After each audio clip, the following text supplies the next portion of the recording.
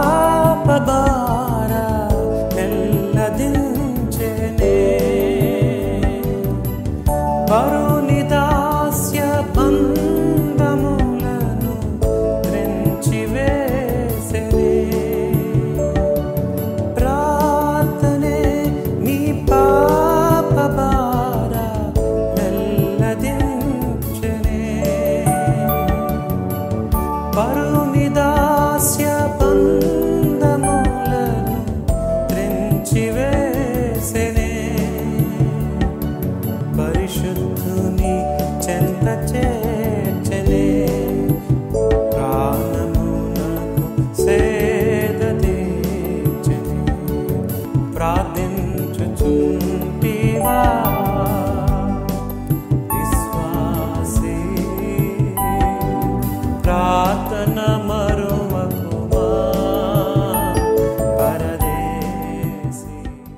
యెషయా గ్రంథం 59:1 నుంచి రక్షింప నేరకి ఉన్నట్లు యెహోవా హస్తం కూర్చకాలేదు. ప్రతి ఒక్కరిని రక్షించుటకు శక్తి కలిగిందే దేవుని హస్తములు. అయితే వారు చేస్తున్న ప్రార్థన దేవుని చేరలేకపోతుంది. కారణం ఏంటంటే పాపం. బైబిల్లో చూస్తాం, మీ దోషములు మీకును మీ దేవునికి అడ్డముగా వచ్చెను, మీ పాపములు ఆయన ముఖమును మీకు మరుగుపరచెను గనుక ఆయన ఆలకింపుకున్నాడు. ప్రార్థన ఎంత చేస్తున్నా ఈ పాపం అనే గోడ అడ్డొచ్చేస్తుంది. ప్రార్థన దేవుని దగ్గరికి వెళ్ళట్లేదు. బైబిల్ గ్రంథం చెప్తుంది, మీ చేతులు రక్తము చేతను మీ వ్రేళ్ళు దోషము చేతను అపవిత్రపరచబడి ఉన్నవి, మీ పెదవులు అబద్ధములాడుచున్నవి, మీ నాలుక కీడును బట్టి మాట్లాడుచున్నది. ప్రార్థన చేస్తున్నారు, పాపం కూడా చేస్తున్నారు. నా హృదయములో పాపము లక్ష్యం చేసినడలా యెహోవా నా మనవి ఆలకించడు అనే మాట మనం చూస్తాం. మన పాపములు మనం ఒప్పుకొని ఎడల ఆయన నమ్మదగిన వాడు నీతిమంతుడు గనుక సమస్త దుర్నీతి నుండి మనల్ని పవిత్రులుగా చేస్తాడని 1 యోహాను పత్రిక 1వ అధ్యాయంలో మనం చూస్తాం. దేవుడు ఎవరినైనా రక్షిస్తాడు. ఆయన చేతులు సిద్ధంగా ఉన్నాయి, ఆయన చెవులు వినటానికి సిద్ధంగా ఉన్నాయి. ఎవరి ప్రార్థన దేవుడు వింటాడంటే ఎవరైతే తమ పాపాలు ఒప్పుకుంటారో వారి ప్రార్థన దేవునికి ఇష్టం. దీనులు ఒప్పుకుంటారు, గర్విష్ఠులు కప్పుకుంటారు.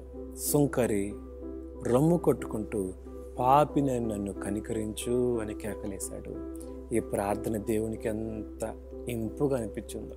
పరిసెడు ప్రార్థన చేస్తూ, నేను జారుడను, చోరుడను, దొంగను కాదు, నేను దశంభాగాలు ఇస్తున్నాను, అలా చేస్తున్నాను, ఇలా చేస్తున్నాను, తన నీతిని కనపరుచుకుంటూ ప్రార్థన చేస్తుంటే దేవుడు చెవులు మూసుకున్నాడేమో ఆ ప్రార్థన విని.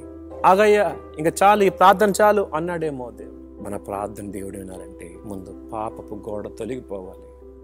ఆ పాపపు గోడ తొలగిపోవాలంటే యథార్థంగా ఉన్నదున్నట్టుగా ఒప్పుకోవాలి. దేవుడి మాటలు దీవించినగాక ప్రార్థన చేద్దాం. మహోన్నతులకు దేవా, సర్వాధికారి, నీవు ప్రార్థన వినే దేవుడు, ఆలకించే దేవుడు. మేము పాపాన్ని కప్పుకునే వారికి కాక ఒప్పుకొని విడిచిపెట్టేవారి గుంటకు సహాయించండి. రక్షింపనేరకి ఉన్నట్లు యెహోవా హస్తం కొరచ కాలేదు, వినేరకి ఉన్నట్లు ఆయన చెవులు మందం కాలేదు. మీ పాపమే, మీ దోషమే దేవునికి మీకు అడ్డుగా వచ్చిందని తెలియజేశారు. కాబట్టి మా పాపములు అడ్డుగా ఉంటే వాటిని తొలగించుకొని సరిచేసుకొని నీతో సత్సంబంధం సహవాసం కలిగి ఉండే కృప ఇవ్వమని యేసు నామములో అడుగుతున్నాం తండ్రి. ఆమేన్.